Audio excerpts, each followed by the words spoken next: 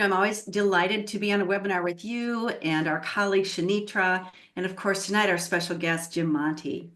This is a really exciting webinar. I'm so glad that all of you have joined us today. So I'll be spending just a few minutes introducing you to who we are and what our literacy ecosystem is all about, and then we'll be handing it off to Shanitra, who will take you through the star of our show, Literacy Intervention System.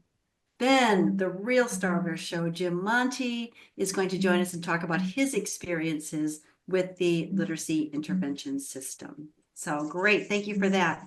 If you're not familiar with 95% Group, just a little bit about who we are. These are the foundational principles on which we do all of our work. We believe that all children deserve a chance to learn to read. Our purpose is to unlock that power of literacy, and we do that by building on the science to empower all educators with knowledge and resources and support. And when I look at that foundational principle of believing all children deserve a chance to learn to read, I know every single one of you that has joined us tonight or is listening to the recording shares that mission with us. And we applaud the work that you're doing every single day. One of the other foundational tenets of 95% Group is we are made by educators for educators. Many of us in this organization are educators, and I always say we kind of have both the mind and the heart of a teacher. We bring that to the work that we do. And you'll see this when we share with you our resources tonight. So one of the things that makes us really distinctive is what we call our literacy ecosystem approach. And what is a literacy ecosystem, you might ask? Well, first of all, it is a cohesive suite of instructional resources that support consistent instruction aligned across tiers. Evidence aligned to the research base we call the science of reading, but also evidence-based. In other words, we have efficacy studies that really show that our programs work with real teachers in real classrooms with real kids. We believe strongly that all the resources that we offer need to be wrapped around and supported by our strong professional learning and coaching. And what we're going to be talking about tonight is part of this whole big literacy ecosystem called the 95 Literacy Intervention System, which truly is a transformational product. So that last bullet point, that literacy intervention system, that's really what I want to flesh out, is this idea of tier alignment and focus and how that system fits with the overall ecosystem. So let's take a look at this infographic. So this infographic illustrates what we mean by alignment, and it showcases our featured products. We offer a strong Tier 1 K-5 phonics core program. Tier 2 is our highly effective phonics lesson library for intervention. And our Tier 3 program, we highlight 95 WRAP, which is used for intensive intervention. Now, each of these programs is aligned across a consistent continuum of skills, and those skills are aligned instructionally. All of them present in the lessons an I do, we do, you do approach, and they're aligned with high impact instructional routines.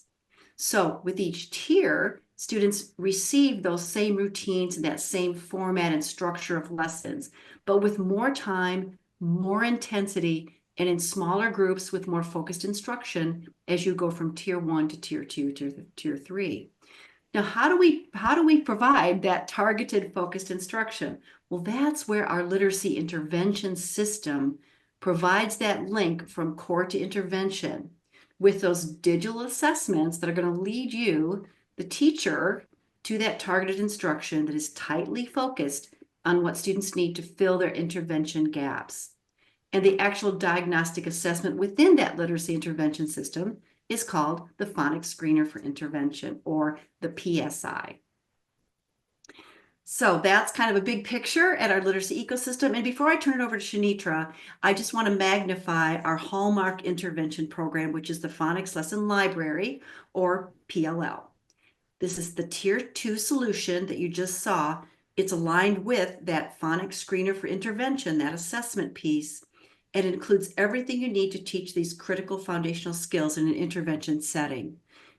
We teach the skills, but we also have text for the application of those skills, and that's a really important feature of the PLL. So the literacy intervention system holds that phonics lesson library digital materials and that all-important assessment, the Phonics Screener for Intervention. Finally, I just want to pinpoint here that the PLL has received ESSA Level 2 evidence for our standards of excellence in efficacy, as I mentioned before. That's one of our hallmarks of our ecosystem, that investment in efficacy studies. Now, with that quick background, I'm going to turn it over to my colleague Shanitra, our Digital Sales Enablement Manager. Thank you, Laura. So as Laura said, as educators, we understand the challenges of identifying students who need additional support and provide them with that targeted, effective instruction and intervention. And with so many tasks to juggle, from diagnostic assessments to lesson planning, it can often feel like there isn't enough time to offer every student that personalized instruction that they need. But what if I told you that there's a way to streamline that process so you can focus on what truly matters, and that's helping students succeed? Today, we're really diving in and talking about our literacy intervention system that does exactly that. It efficiently connects diagnostic assessment data from the PSI directly to aligned intervention through the PLL, or the Phonics Lesson Library, so that educators can offer tailored, effective support without time-consuming manual work that's typically involved in the process. Our goal with the 95 Literacy Intervention System is to ensure that students progress out of intervention quickly and successfully, setting them up for a path to academic achievement. So let's walk through how this solution works and the impact that it can have on your students and classrooms, just like it had in West Warwick with Jim. So first, I'd like to just talk about the key features of the system. The 95 Literacy Intervention System quickly diagnoses phoneme awareness and phonics skill gaps at the granular level. This is crucial for identifying the specific areas where students are struggling.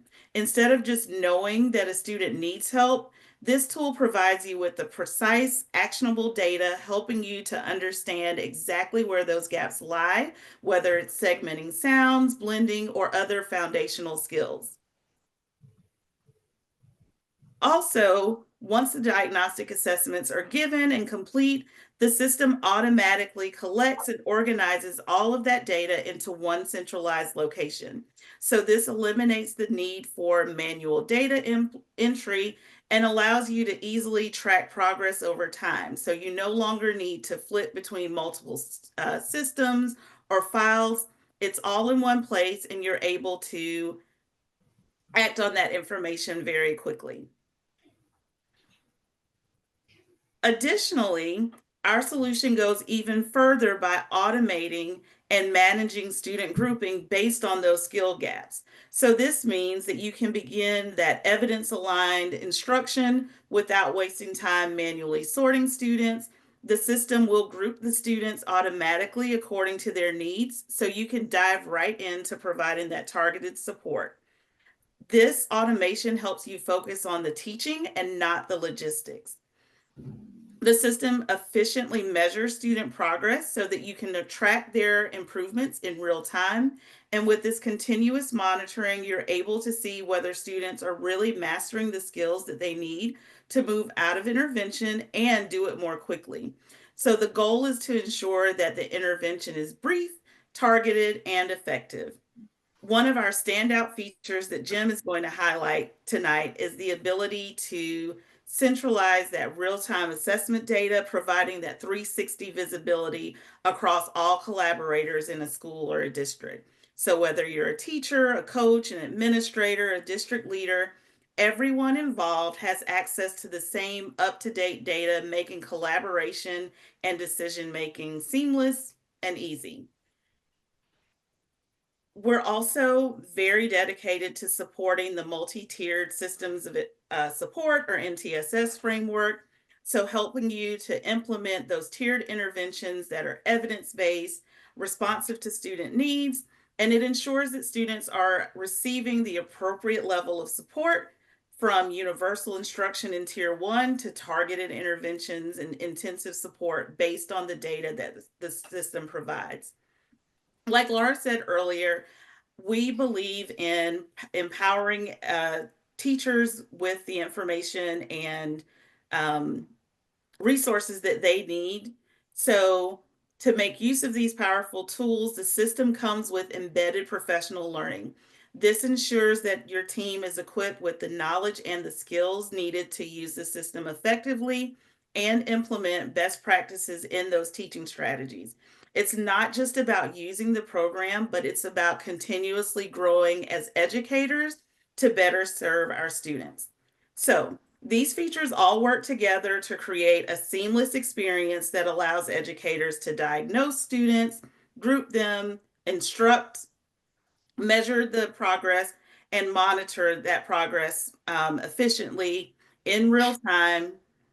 You're able to make informed decisions and provide those targeted interventions that will help the students progress out of intervention faster with greater success.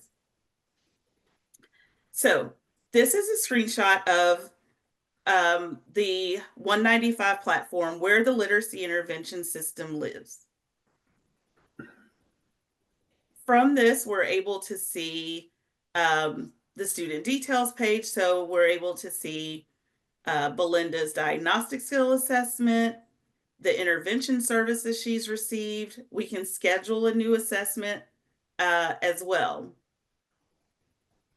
Our connected capabilities inside the system are going to allow us to conduct those diagnostic assessments. So the phonics screener for intervention, the PSI, as well as the PASI are targeted and provide immediate detailed insights into each student's phonics and phonemic awareness levels. This allows you to quickly identify those skill gaps again at that granular level, giving you clear, actionable data without delay or confusion that often comes with traditional assessment methods. With these assessments, you're able to pinpoint exactly where students need help and act on it immediately. The automated grouping happens once the diagnostic assessment is given. The system will automatically group students based on their specific needs. So again, you no longer have to manually sort students into small groups, spending hours trying to determine which students need similar support. The 95 literacy intervention takes care of that for you, streamlining that process and allowing you to focus on delivering the instruction rather than organizing the data. These automated groups ensure that every student receives targeted, evidence-based instruction based on those unique gaps, saving you time and increasing that instructional efficiency. But it doesn't stop there. With the recommended resources, once the students are assessed, the system will automatically provide those recommended resources tied back to the phonics lesson library for each student based on their specific needs. So this means that you don't have to waste time hunting down the appropriate materials or planning those individualized lessons. The system does that for you, offering the targeted resources that are directly linked to the data from the PSI and the PASI. These resources, again, are evidence-based, ensuring that the instruction that you're delivering is effective and aligned with what the students need to progress out of intervention. So by connecting the diagnostic assessment, the automated grouping, and the recommended resources, the 95 literacy intervention system creates an efficient workflow where everything is linked and streamlined. And these capabilities allow you to skip those manual tasks that typically take up your time and focus on what really matters, helping those students learn and succeed. From a district-wide standpoint, when we think about systemic improvement for outcomes, our system is fully aligned again with the MTSS framework. So this means that interventions are designed to meet students' needs at each tier of support according to our ecosystem. So from the universal instruction in tier 1 all the way through those intensive interventions. By following the MTSS framework, you ensure that every student gets the appropriate level of support. And this approach isn't a reactive model. It's very proactive, data-driven, and it ensures that students are placed in the right groups and receive the interventions that they need at the right time. Because the literacy intervention system integrates seamlessly with MTSS, it helps to systematize your approach to supporting students across all tiers, enabling a consistent and effective response at both the school and the district levels. To further support teachers and strengthen the overall system, we've embedded those professional learning opportunities directly into the platform. So, this on demand professional development empowers teachers to strengthen their skills without taking time away from their busy schedule, whether it is learning how to effectively administer the assessments on the platform or just best practices for using the system to enhance instruction. The learning modules are designed to provide that just in time support that's aligned with the work that teachers are already doing.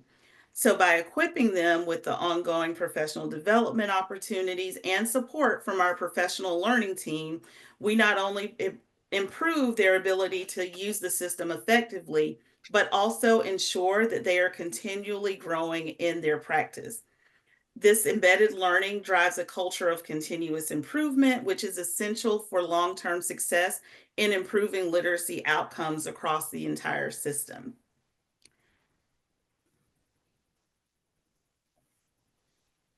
So, before I turn it back over to Laura and Jim, we are proud to highlight that the 95 Literacy Intervention System has been recognized with the prestigious Tech and Learning Award for Excellence for Best of 2023 in the primary category. This award is a part of a highly respected program that honors educational technology innovations from the past year. It specifically acknowledges tools that make an exceptional impact in the classroom, supporting both teachers and students in meaningful ways. Winning this award is a testament to the effectiveness of our system and the positive impact that it has had in classrooms across the country. It underscores our commitment to providing tools to help teachers deliver evidence based, efficient instruction and empower students to progress out of intervention more quickly. We at 95% Group are incredibly honored by this recognition, and it motivates us to continue to deliver innovative, user centric solutions that drive meaningful outcomes for students and educators alike. So, without further ado, I will turn it back over to Laura and Jim. Thank you so much, Shanitra, for that background. I think that just really is exciting to see what are the components of the literacy intervention system, the awards that we've won. It's really an exciting product that we're offering out there in the marketplace. Now, I am so delighted to welcome our guest, Jim Monti. Jim is a former Director of Educational Reform, Compliance, and Technology from West Warwick Public Schools in West Warwick, Rhode Island. And by way of an introduction to Jim, I'm going to read his bio.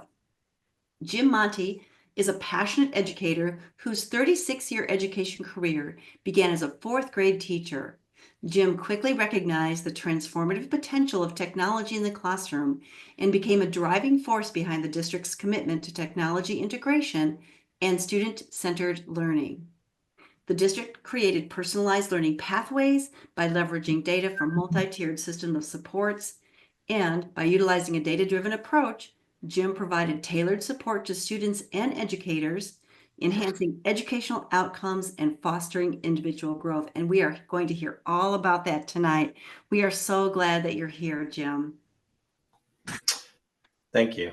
I appreciate it. I'm thrilled to be here. I'm thrilled to be able to talk about the work that so many folks in our district did while I was there and continue to do even after I've left. Wow, that's great. And Jim, I think you've got some fans in the audience tonight. I'm just saying.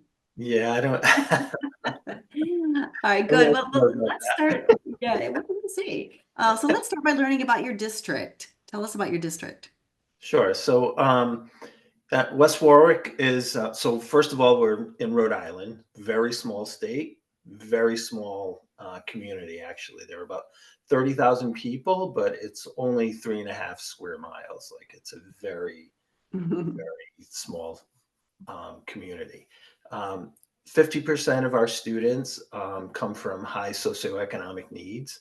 We're actually considered to be an urban ring district. So we are about 20 minutes outside of the city of Providence, but we end up having a lot of the same issues that some of the urban districts in the state have. Our students self-identify as 78% white, 9% Black, 3% Asian and Pacific Islander, 3% Native American, and 7% multiracial. Okay. All right. Thank you for that. And so tell us about your data. So, when we start looking at who our students are, who they are, and their performance, almost 23% of our students have IEPs or individual education plans.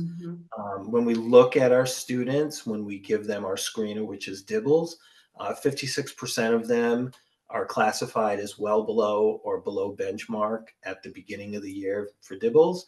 And then we reduce that number to 47% by the end of the year. And 60% of the students make at least average growth from the beginning of the year to the end of the year. And 34% of those students are well above average or above average with their growth. And I was just looking at the data again today to kind of think about the conversation. And one of the hallmarks for really showing a strong alignment between the PSI and the PLL is that when we look at our students at the beginning of the year, only 53% of them are actually at benchmark for their ORF or their oral reading fluency with accuracy. And by the end of the school year, 77% of the students are at benchmark. So we see a growth of 24% of our students. And that really shows that really tight alignment between the instruction there. So the assessment that we give them, the fact that we're able to target their what they need, and then teachers are able to give them that instruction, and the growth is just phenomenal. That data is phenomenal. And I think just to remind everybody, PSI is the phonics screener for intervention. And I'm just so glad that you have just elevated the idea of how critical it is to pinpoint student need so that our instruction will really provide students with what they need. So when you look at that kind of, transformative, growth for your students, of course, I know everybody wants to know how we get there. So take us through your implementation journey and timeline, and talk about how you decided to implement the PLL, that phonics lesson library. So I am sure that some of the folks who are on the call from West Warwick are probably suffering a little PTSD right now. Looking back, right? Looking back. Yeah. Right, because Where you it started. was so intensive for every step of what the work we were doing. And there are an awful lot of people involved in that work. And in 2019, 2020, so during, that COVID time, we really worked at selecting a new high quality curriculum material for Tier 1, right? So we actually worked K-5. There were approximately 70 educators in the district out of 350. So it was a big group of folks. And that was classroom teachers, and our elementary principals were a big part of that team as well. And then central office staff and coaches. And we selected that Tier 1 curriculum. 2020, 2021 was a full year of that Tier 1 implementation. And we really knew we've been trying to target intervention forever in our district, and we never quite got it, right? We always felt like we were, just on that hamster wheel, not showing a lot of effort, very few results, right? And so we actually implemented the intervention program that went with our Tier 1 curriculum. And almost immediately we realized that it just wasn't meeting our needs. Like it didn't seem like it was giving us the bang for the buck that we needed. And fortunately, we have great educators in our district who kind of started a book study by themselves a small group of folks, and they read Susan Hall's book on literacy intervention, and came back to us and said, everyone needs to read this, and we need to use PSI and PLL, so the phonics screener inventory and the phonics lesson libraries. So we actually had all of our teachers during the summer, so 100 educators actually participated in asynchronous learning that was focused on reading the book and having the book talk for it, so that we could be ready in the 23-24 school year to jump into an intervention that made sense for our teachers and our students and would show us the gains that we were looking for. Mm. So we actually implemented PSI and PLL and started a walk to intervention model in our district. And we've been doing that now for a few years in 2023-24 and 24-25, right? So we've been really working at creating that walk to intervention model that's research-based and that teachers have access to the resources that they need and students are showing the growth. Anecdotally, we hear from teachers all the time, that's the favorite part of their day. Because Yeah. that tier 1 curriculum, you're kind of giving everyone what they're supposed to be getting according to the standards at that grade level.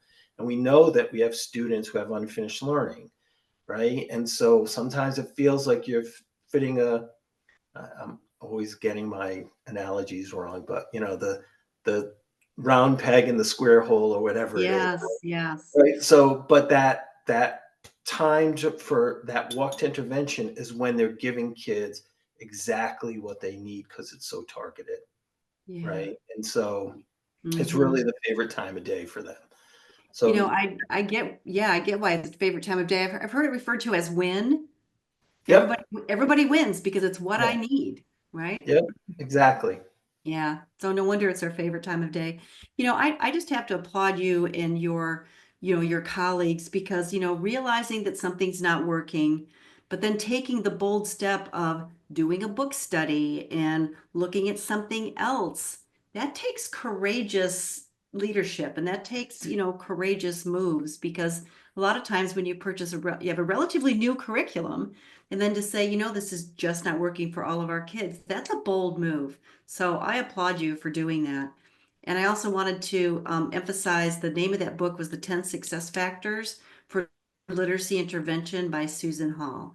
Really powerful book, and I'm glad it was helpful to you and your colleagues. So that's great. It This all put us on the same page, right? Yeah, Like thanks. literally and Yeah. figuratively, it put us on the same page together.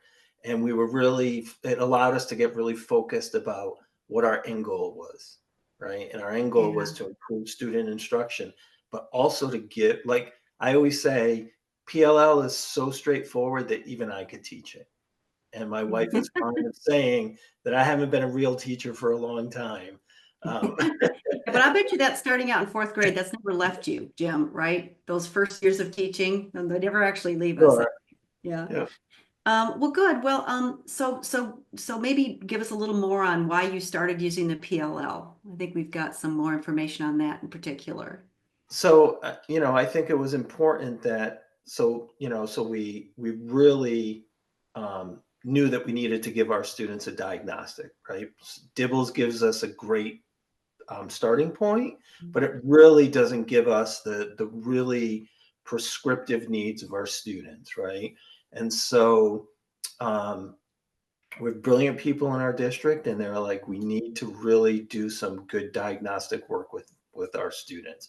So all of our students who in any subtest of Dibbles get assessed using the phonics screener for intervention, right? So they get the PSI, and that gives us a very clear indication of what our students need, right? So we actually then can look at all of the students in the particular grade level and say, okay, we have 13 kids who need skill 3, which is that consonant vowel consonant, right? Or we have 25 kids who need silent E, right? Or we have students who need X, whatever it is, right? So it gives us that really specific diagnosis of what their needs are. And then the PLL just says, well, if you need skill 3, here are all the lessons for skill 3, right? And like I said, even I can teach that to students, right, and be successful with them. And so I think that, that was super important in terms of getting the right diagnosis of what kids need, and then the right resources so that they could improve and grow, right? And we did that. And initially, when we were starting with the PSI and PLL, LIS wasn't a thing yet, right? Right. And and when you looked at some of the things that Susan Hall talked about, how you would group kids, we utilized technology quite a bit in our district. So what we did was we had all of our student assessments go into our student information system, which is Aspen. We then would export all of the data out of that and put it into a dashboard so we could create our walked intervention groups with protocol meetings by grade level, with the reading specialists, all of the grade level teachers, and the coaches, as well as the building administrator would lead those protocol meetings to figure out how many adults we had, what our needs were, and put the kids into the appropriate groups, right? But we also realized that there are lots of failure points there. And that main failure point is it really is up to the IT department to actually, so first of all, we have to get the data into the data system, into our student information system, right? And then we needed to pull that out of that and put it into a dashboard so that we could use the data efficiently and effectively. And it meant that IT, the folks in the IT department, and including myself, had to make sure that we were constantly updating the assessment data because teachers are busy. And if the meeting is tomorrow at 9 a.m., some of them are putting their data into the system at 8:30 in the morning, right, for that 9 o'clock group. So, right, because they're just so busy, right? So, there would be times when I would get a chat, hey, the data's not all here, and I'm like, oh, I forgot to upload it, or I actually forgot to change one value so it wasn't being displayed properly, right? So it just meant that there were lots of different failure points regarding individual people in the district so that folks could do their work, right? Because what we really want to happen is we want educators sitting down together talking about what they're seeing regarding student performance and how they need to group those students, right? And then another issue with having just the data in our student information system is it's just a flat score, right? So there's no richness behind that.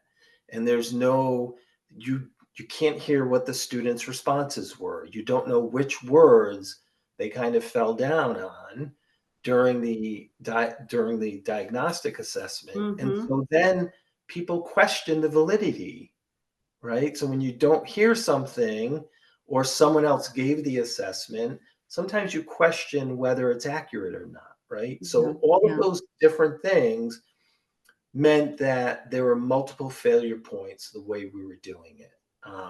And then there's also that lack of like a district set progress monitoring, right? So technology or data has always been pushed on teachers, right? And we've said, figure it out for yourself, right? So give the assessment and then tabulate the information, but you figure it out.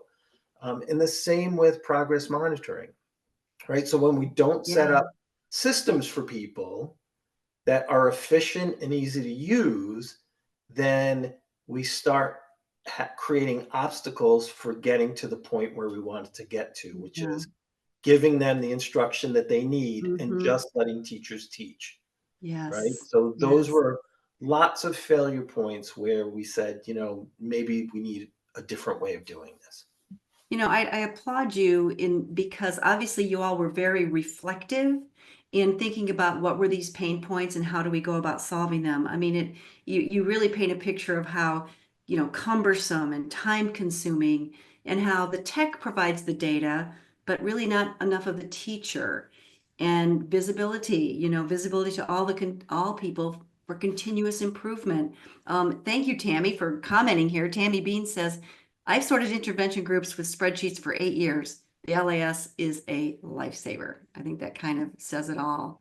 And Mindy says, this is all spot on with the issues teachers face with data collection, grouping students. Absolutely. So thank you for naming these, Jim. So then how did that lead you to the LAS?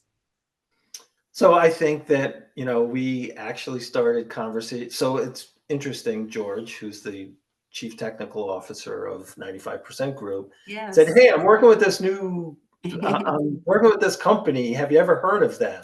And I was like, we love 95% Group. We're using PSI and PLL, but I tell you, they need a little help with some of the technology supporting it, right? Because there wasn't a system in place yet. So we really started to have some conversations with George and his team, and then eventually Shanitra and other folks in the 95% Group ecosystem to really talk about how do you mitigate all of those failure points that we talked about, right? And you can tell that once you're in the LIS, you can tell that it was developed essentially by teachers for teachers, right? Because it actually does all of the things that you want it to do. Like, I want to assess a kid and score them, right? And then I want to be able to easily, transparently look at everyone in the grade level or however we're grouping kids, right? Mhm. And then group them. And then I want the resources, right? So Mhm. I don't want to have to go to the closet in the building that has all of the PLL kits, right? Because if you're in Jim Monti's building, he's going to have 7 bags of PLL kits in his room that he forgot to bring back for 5 weeks in a row, And so, again, those are all obstacles that get in the way of doing what we want to do, which is give kids the direct, explicit instruction that they need that's researched and evidence-based, right? And so I don't want people going to teachers pay teachers or all of those other things that they do when obstacles get in their way because they have kids in front of them, right? Um, so we really needed to mitigate the giving the assessment, recording the responses, and having that over time for students, right? Instead of just kind of looking at one little bit of information um, kind of in isolation. We needed to kind of eliminate IT from the picture, right? Like IT needs to roster the kids and Sure. get them into the system with teachers. And then we want educators to really be involved in the rest of the process. Mhm. We needed to be able to build those groupings for our students so that they could match up with the right educator and get them the instruction that they needed.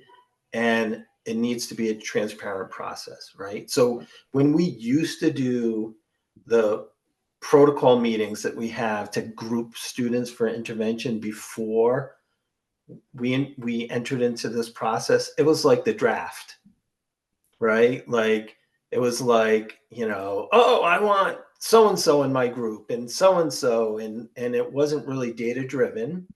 And because we weren't using a specific diagnostic assessment, then other things get in the way. And so then it doesn't become transparent. It feels like maybe sometimes the loudest people in the room win Mhm. and the quiet people in the room lose out, right? So we're not building a sense of collaboration and that we're all in this together. We're doing the exact opposite, right? And research is clear. When you actually work together as a team, you have each other's back, Yeah. people grow. That's right? right. So adults That's right. grow and kids grow, right? And so I think we wanted to really make sure that we could all trust the process and the system.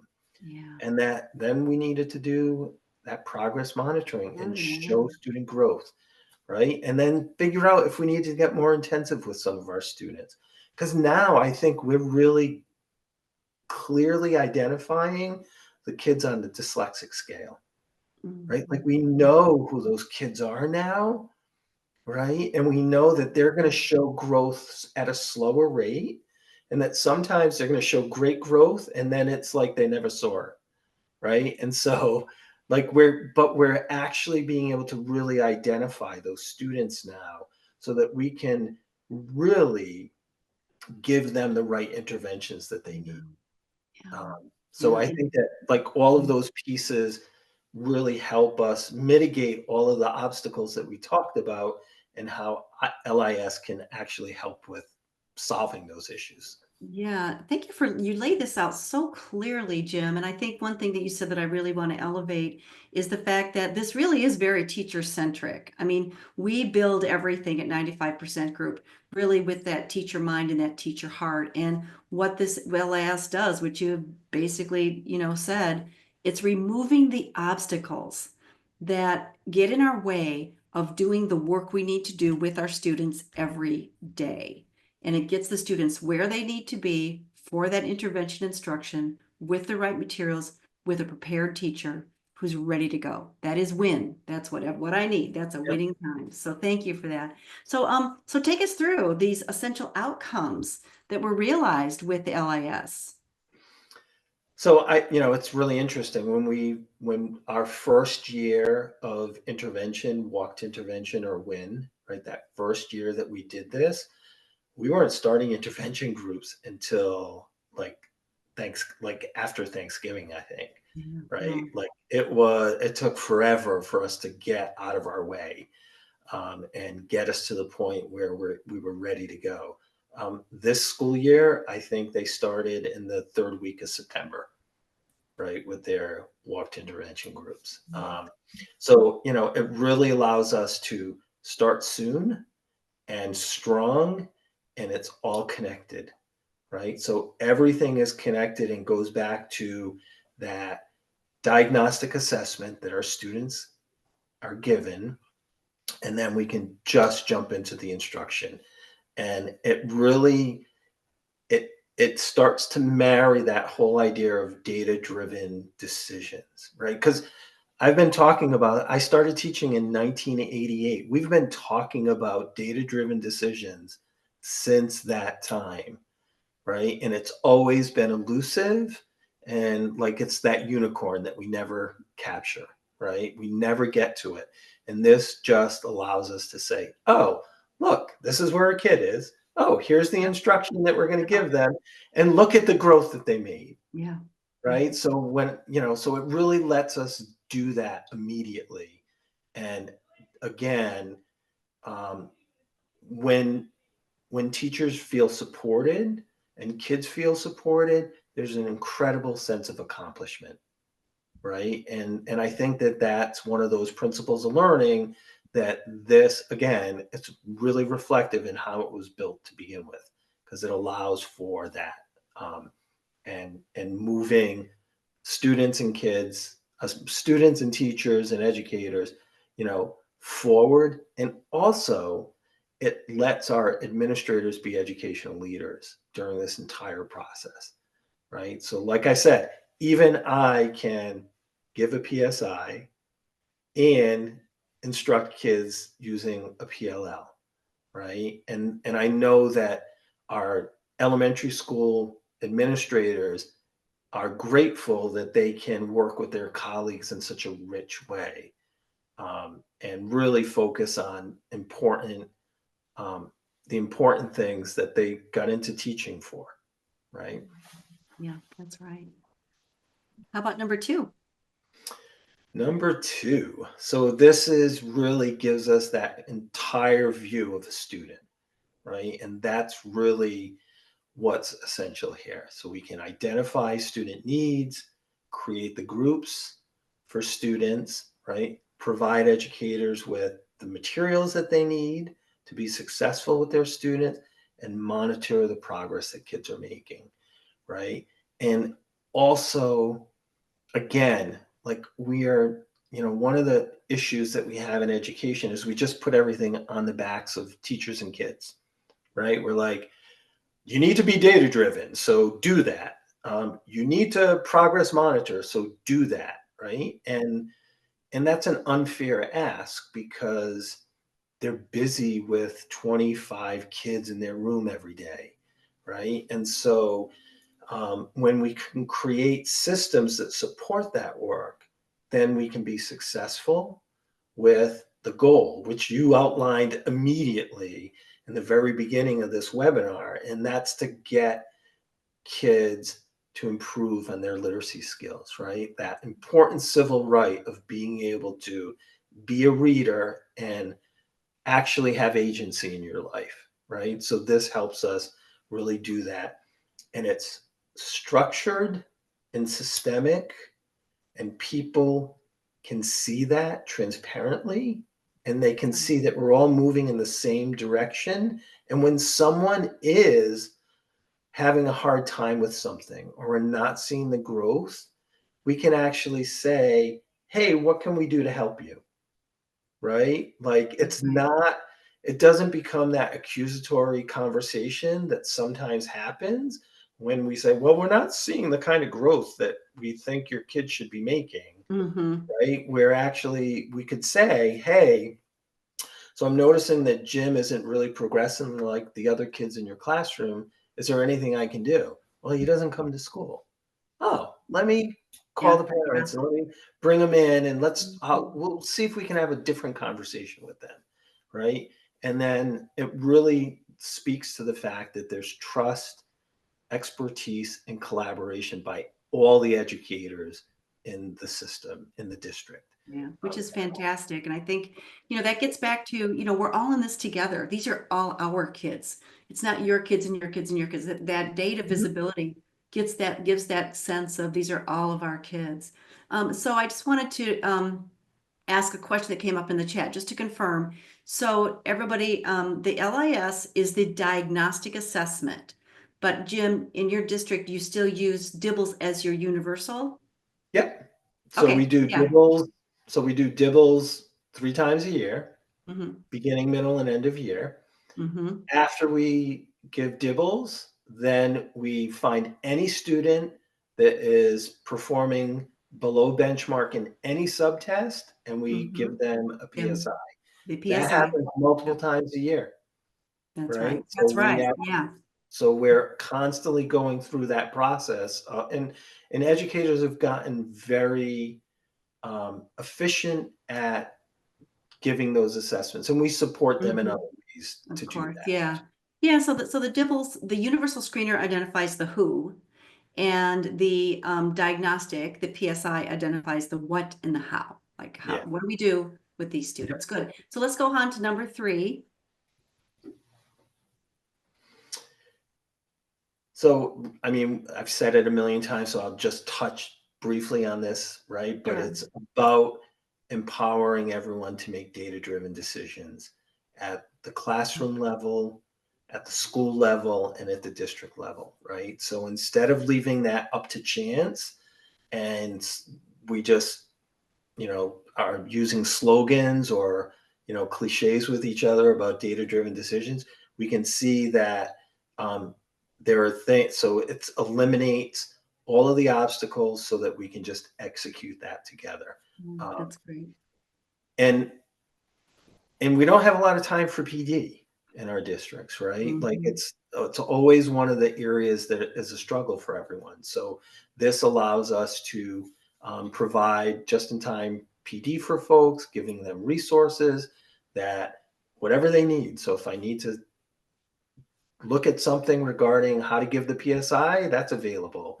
If I need something regarding implementing a PLL, that's available as well, right? And it just allows us to reach for that brass ring that we are always trying to get of making data-driven decisions that actually impacts instruction and student performance. So I think that this third piece is a big part of what LIS can do for school districts. That's right. Yeah. And I do want to emphasize that PD as well. We hear that over and over again, that by using our system and by using our materials, teachers are learning a lot about how children learn to read and what steps need to be taken for instruction. Like the professional learning is built into the materials usage themselves. I just wanted to confirm here, because we did have a question. You do not do the diagnostic on all your students. You do the diagnostic on those students who are below benchmark from your universal screener. Exactly. That's right. Okay, good. I Yep. just wanted to affirm that. Good. Okay, let's go on to number 4. And like, this is the whole point, right? Like the point of all of this work is for students to be readers, right? Because that, it builds agency for all of us, right? So you know, if I'm a student or an adult that really loves learning about some nonfiction piece, I have the tools to be able to do that. Or if I love fantasy, and fiction, I have the tools to be able to access that. So it's about helping our students unlock the world around them, right? Because I said West Warwick's small, and there are some kids who never leave West Warwick, and the only way they're ever going to do that, or initially, is by opening up a book and reading, right? And it might spur kids to do something different, right? And make some other choices, right? So I think that the whole point is that it allows us to really grow all of our students as readers, and that it allows us to really understand the connection between the data and the instruction and exactly the science of reading that's taking place regarding the explicit instruction that we're doing with our kids, right? So it allows us to marry those pieces.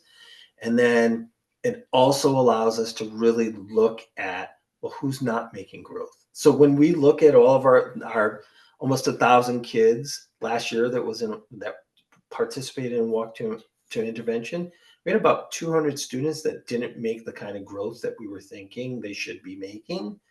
And what did we find out when we really looked deeply into the data? We found out that most of them were chronically absent. These are kids who aren't coming to school. So that changes the conversation we have with Right. adults. What's the Right? need then? Right. Yeah. So instead of saying, oh, we need to change our reading intervention, we're Yeah. saying, oh, maybe we need a taxi intervention. Maybe we need a Yeah, bus. exactly. What do we Maybe need? Yeah. what do What we do need we to need? do to help Yeah. parents with the difficult task of Right. sometimes getting their kids Your to kids to school? school. Yeah. What's the intervention needed there? Right. Thank you so much for elevating kind of this big picture. I mean, we want our kids to reap the benefits of a literate life. And those benefits are many. And we as educators, we want to deliver on that. So you really are elevating this to kind of what's the big picture of what we're trying to serve here. So let's wrap it up by going to number 5, Jim. So, and I think one of the really lovely outcomes of all of this is building trust between educators, right? Like, so when you can actually um, create environments where people feel supported, where people have the right resources, where they're seeing progress, and they're educational leaders, whether they're a grade level teacher or a building principal, that they're supporting that work, it just builds a feeling of we can do this together, because teaching Together. is really hard, right? My wife is exhausted every single day that she Yeah. comes home, right? Yeah. And so it actually helps us build satisfaction with the work that we're doing because we're seeing positive outcomes for that. That's Um, right. Yeah. and it also allows us to actually see a connection between what we're doing and the interventions, right? And that they're actually meeting together. Mhm. They fit together like a puzzle versus maybe what we've seen in the past where Mhm. Mhm. we haven't seen that connection. We haven't seen the outcomes that we expected. And that this um, you know, all of the PSI, the PLL, the LIS all together allows us to have a laser focus instead of just saying, oh, we need to give Yeah, kids a yeah, reading intervention yeah, and yeah. we'll try this and hopefully it'll work with some of them, Mm-hmm. right? And so you get that experience of all of the hard work that we've done doesn't match the outcome. This kind of brings those together to match the outcome.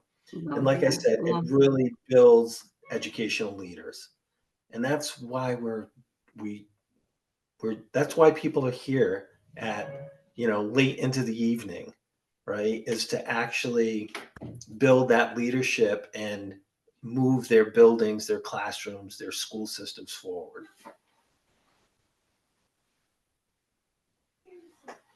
And I know we're getting Great. crunched. Yeah, so it's empowering to the teachers, but also to our leadership as well. Yep. Mhm. Yeah, yeah. I know we're almost at time, so maybe you could just wrap it up by talking about the benefits to all of our stakeholders. Sure. So it's really, again, I've said it quite a few times, that transparency in the system helps you build trust and provides everyone access to the resources, whether it's the data, right? Whether it's the actual instructional materials. And you know that you can provide supports for educators regarding that.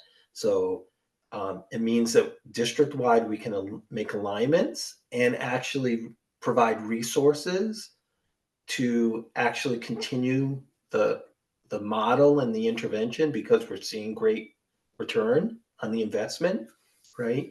It allows principals to um, be on a level playing field with educators and actually understanding and having access to the same learning and really understanding that MTSS process because they're living it now instead of just Right. theoretically understanding it, they're Yeah. actually involved in the process, right? All of our kids are in MTSS when you think about it, Yeah. right? And we don't have to do these individual things because we do it together in a really big way. And Yeah. teachers actually feel like the work they're doing is impacting students, right? Yeah. So just very quickly, my wife, so Tessa was a coach in the middle school, Mm-hmm. taught with my wife. One of my wife's students in third grade was literally in like skill 3 in third grade. She's in fifth grade this year, right? She Yeah. is at benchmark at the beginning of the school year Right. in her DIBELS assessment, right? And that's not like an isolated story. That's many of our students are actually getting that kind of growth where things just started to click once we got through some of those initial unfinished learning points and now they're ready for the grade level that they're in instead of being multiple years behind. Behind. Right. Right. So I think You that know what it is? It's acceleration, right? absolutely. Yep. Acceleration. And I have to say, thank you, Tessa. And I know you're on here because we've seen you. So now we know who Tessa is. And thank you, Tessa, for the work you've done. Like Tessa says here, she's a reader. She's a reader. That's what we want. Yep. So thank you for that. Well, your story is really inspiring, but you've also given us some really practical tips that we can take away from tonight's webinar. So we're just so appreciative. We're so grateful to you, Jim, for joining us tonight. This was really great. I do want to let everyone know that we've got some upcoming events. We've got a 4-part webinar series. We've already done one that's available on demand, but in December, February, and May, we've got follow-up webinars, and we're really focusing on this book. It's called Science of Reading 2.0, and we'll be addressing issues of leadership, implementation, and protecting your investments. So please scan the QR code and register for those upcoming webinars. We'd love to see you there. And last but not least, here's our contact information, Shanitra's and mine. And then these are all of our wonderful account executives. If you want to find your state, you can locate the contact information for your account executive if you'd like to follow up and learn more about 95% Group and all we have to offer. Thank you all for joining us tonight. We're so grateful that you would take time out of your evening to join us for this important webinar. And we are especially grateful to Jim for sharing his experiences with us. Shanitra, it's always a pleasure. Barbara, it's always a pleasure. Thanks, everybody. Have a wonderful night.